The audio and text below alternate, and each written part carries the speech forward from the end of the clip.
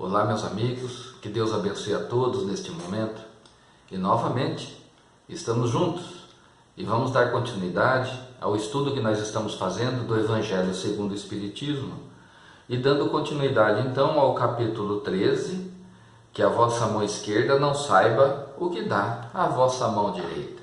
Aqui Jesus nos ensina como praticar a caridade, ensinamentos do Evangelho de Jesus, e também ensinamentos dos irmãos na codificação espírita. É muito interessante o item que nós vamos analisar hoje, a caridade material e a caridade moral. Encontramos dois belíssimos textos neste item. O primeiro assinado pelo espírito de Irmã Rosália e o segundo pelo espírito que se identifica como um espírito protetor.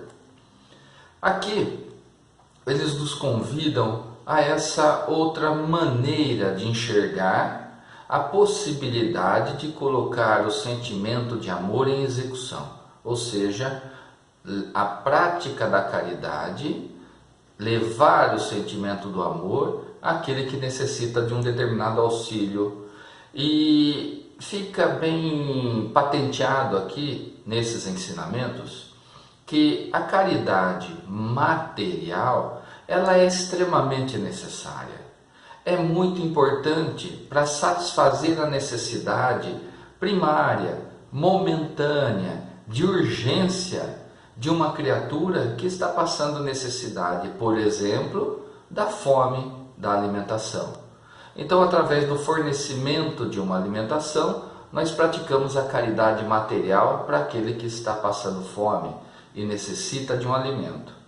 Quando nós fornecemos também algum remédio para alguém que necessita, para aliviar as suas dores, e nós temos condições para isso, muitas vezes a pessoa não tem recursos financeiros para adquirir um remédio de um receituário médico, então nós podemos auxiliar nesse sentido, prática da caridade material. Um profissional que necessita de um instrumento para colocar em atuação a sua arte e viver da sua arte, sem condições de adquirir o seu instrumento, temos recursos para auxiliá-lo nesse sentido, então nós adquirimos o instrumento e fornecemos para aquela criatura, sempre com sentimento movimentando essas ações, movimento de querer auxiliar aquele que necessita, ou seja, satisfazendo a sua necessidade naquele momento de urgência. Prática da caridade material, muito importante, Mas também vem aqui um outro recurso que nós podemos utilizar, que é a prática da caridade moral, porque muitas criaturas não têm também recursos para auxiliar materialmente o que o outro precisa. Então, se existisse a prática da caridade somente nesse tipo de ação, estariam desprovidos da oportunidade de auxiliar, de colocar o amor em execução. Então nós também temos outras maneiras de assim levar o auxílio ao nosso próximo, através da caridade moral, que é muito importante e, veja bem, muito mais difícil, porque lá na caridade material, você se coloca no lugar do outro, tem a empatia, deseja auxiliar, então você fornece aquilo que ele precisa. Mas você muitas vezes não precisa nem se aproximar da criatura, você não precisa nem interagir dos seus pensamentos, do comportamento dela, diferente da caridade moral. Porque na caridade moral, todos nós podemos praticar, mas depende de muita boa vontade. Ali você precisa interagir com a criatura, interagir com ela, conversar, dar ouvidos aos seus sofrimentos, às suas queixas, às suas lamentações. esse é um aspecto da caridade também, de você se colocar ao lado de alguém que está em sofrimento apenas para ouvi-lo, ouvir as suas queixas, reclamações, seus desabafos. E quem sabe nesse momento surge também a oportunidade de dar uma palavra que conforte, um bom conselho, uma boa orientação, mostrando um caminho que aquela criatura não estava enxergando. E esse novo ponto de vista que nós temos a oportunidade de dar e de mostrar, talvez faça toda a diferença na vida dessa pessoa, que às vezes, devido aos conflitos pessoais, não está tendo uma visão para enxergar um caminho a ser tomado, um caminho diferente. Então, olha só que oportunidade extraordinária de estarmos próximos de alguém, interagirmos com essa criatura e sermos úteis, porque também nos colocando no lugar dela, imaginando o que gostaríamos que nos fosse falado se nós estivéssemos com os problemas que essa criatura também está. Aquela máxima de Jesus: fazei ao próximo o bem que gostaria que vos fosse feito. Então nós temos a oportunidade aí de, enxergando a dificuldade do outro, a necessidade do outro, de agir de uma maneira boa, com explicações, orientações, ou apenas dando os nossos ouvidos ali para ouvir a pessoa e ajudar aquele que passa por grande dificuldade. Essa é a caridade moral. Mas ela é muito mais profunda do que isso, porque ela não é feita apenas na doação do nosso tempo, não é feita apenas na doação dos bons conselhos, da boa orientação, do estímulo, não é feita apenas das palavras que trazem esperança no coração daquele que sofre, mas também há uma outra possibilidade: a caridade moral pelo pensamento. Transmitir bons pensamentos para outras pessoas que se encontram em dificuldade. Também é uma modalidade de amor ao próximo. Talvez eu não tenha a oportunidade de me aproximar, talvez eu não tenha a oportunidade de sanar a necessidade material da criatura, mas pelo pensamento direcionado àquele que está em equívoco, que está tendo um comportamento desajustado, eu posso, naquele instante, direcionar uma oração àquela pessoa. E ele vai receber as energias que estão sendo direcionadas por meio da oração e vai se sentir melhor. Vai receber o auxílio que necessita. Talvez nós não consigamos, naquele instante, providenciar o auxílio que ele necessita, mas por meio da oração, irmãos desencarnados que atuam no sentido de auxiliar providenciarão umas circunstâncias que será benéfica para aquele irmão necessitado. Então, por meio do pensamento, nós temos condições de direcionar bons sentimentos à pessoa, boas orientações pelo pensamento também. Ou seja, nós estamos aí movimentando o sentimento de amor a alguém numa circunstância em que nós não podemos ajudar efetivamente estando presente, mas pela oração, pelos bons pensamentos, solicitando o auxílio do alto para que aquele irmão se reajuste, se reequilibre, que receba o consolo que necessita. Então nós podemos ser úteis ao nosso próximo em diversas maneiras, não apenas no fornecimento da necessidade material dele imediata, mas também por meio da oração, do pensamento, da boa palavra, da doação do tempo. Olha quantas maneiras que nós temos de auxiliar ao nosso próximo.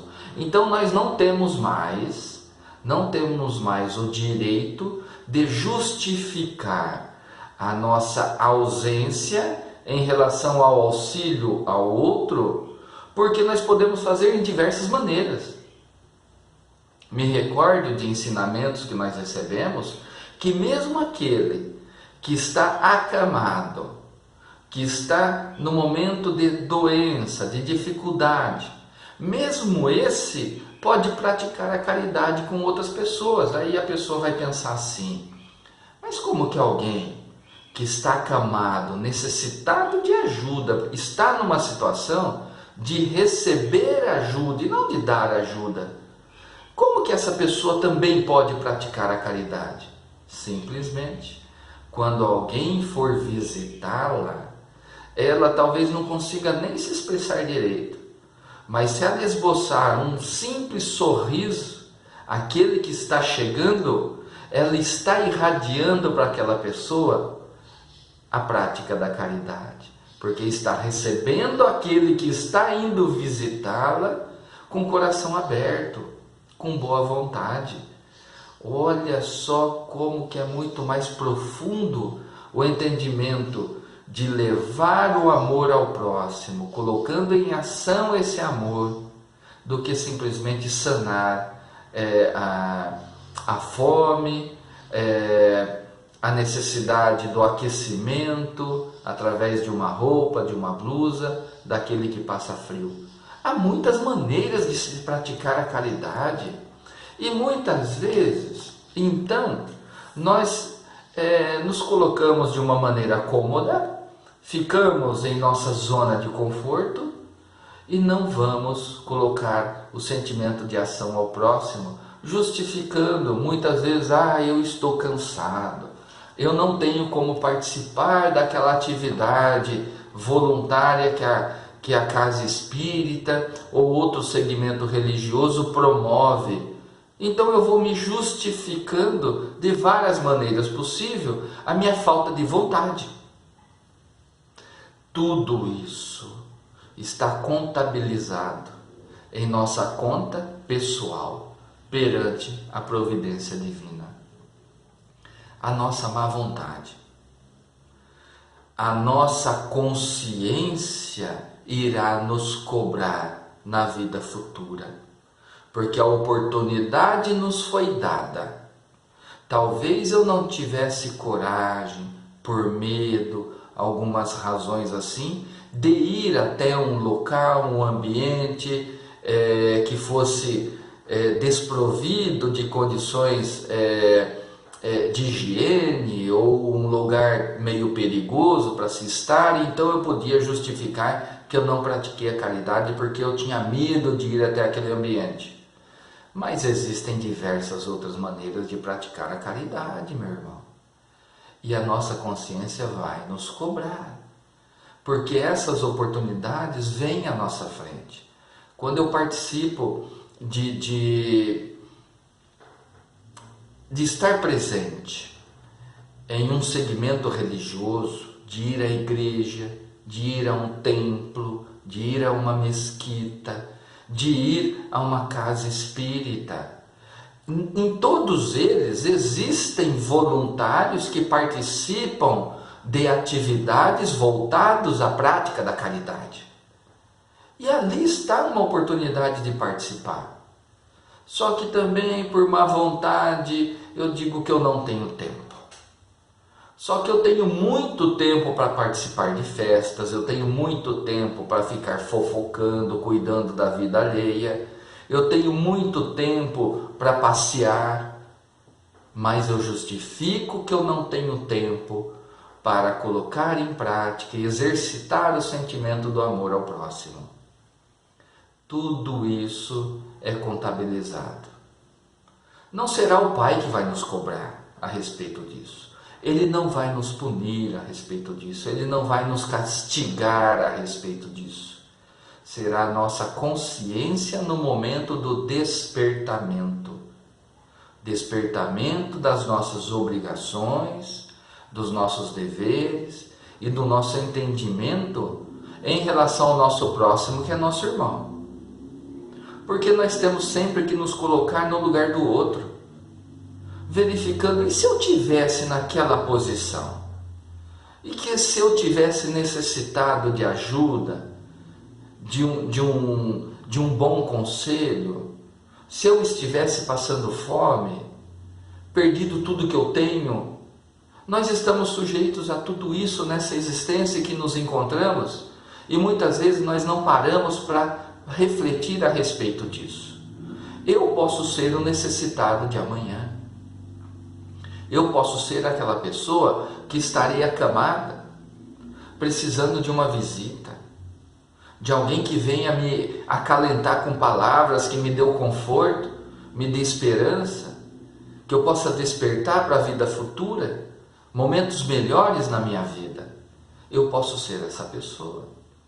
Olha que interessante, o outro lado da moeda que nós precisamos refletir a esse respeito. Sem levar em conta também que aquele que hoje necessita de ajuda e nós, por algum motivo ou outro, nos afastamos, pode ser uma pessoa querida ou familiar de outras existências, que hoje está numa experiência diferente, de evolutiva, mas que por forças de sintonia se aproximam de nós. E nós, nos deixando levar pela vaidade, egoísmo, orgulho, repelimos aquela criatura. Só que amanhã nós estaremos em retorno à vida espiritual, à vida plena. E lá nós vamos recobrando as nossas experiências de vidas passadas.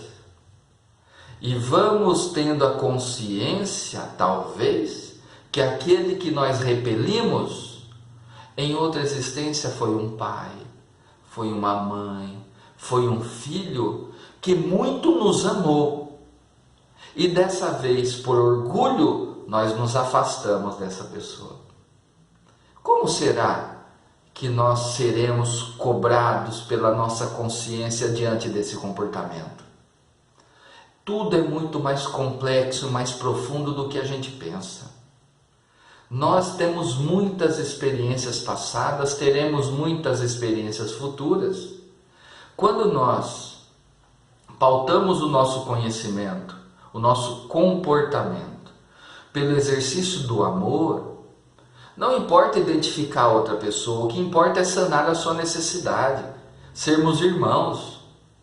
Assim, do lado de lá, mesmo que aqui nós não tenhamos lembrado de quem o outro foi, uma pessoa querida do nosso convívio, do lado de lá, quando nós retomarmos a consciência das nossas experiências passadas, será motivo de grande alegria porque agimos de maneira correta a um irmão que até então achávamos que era desconhecido. E, no entanto, faz parte da grande família espiritual. Então, será um momento de grande alegria, de grande festa, porque conseguimos então colocar em prática o sentimento do amor ao próximo, sem rótulos, sem saber quem é, mas sanando a necessidade daquele que precisa. Esse é um grande ensinamento. Então, através desses dois textos que nós recebemos, neste item, verificamos como é possível praticar a caridade em todos os momentos da nossa vida, nem que for apenas por pensamento, mas temos essa oportunidade. Meus irmãos, fica aqui então essa grande lição que recebemos hoje, que possamos então integralizar esse conhecimento e nos tornarmos pessoas melhores, né? Olhar um pouquinho para o outro com olhos de piedade, de compaixão e nos colocando no lugar do outro para verificar qual é a sua necessidade. Então, vamos à oração de encerramento? Mestre amigo, nos fortaleça e agradecemos muito a oportunidade que recebemos, que possamos manter em nossa mente, em nossa intimidade, o conhecimento adquirido e que possamos fazer a diferença através das nossas ações, mas também pelos nossos pensamentos, irradiando sempre ao nosso próximo aquilo que ele está necessitando de bom, Obrigado, Mestre, por mais esta oportunidade de estudo.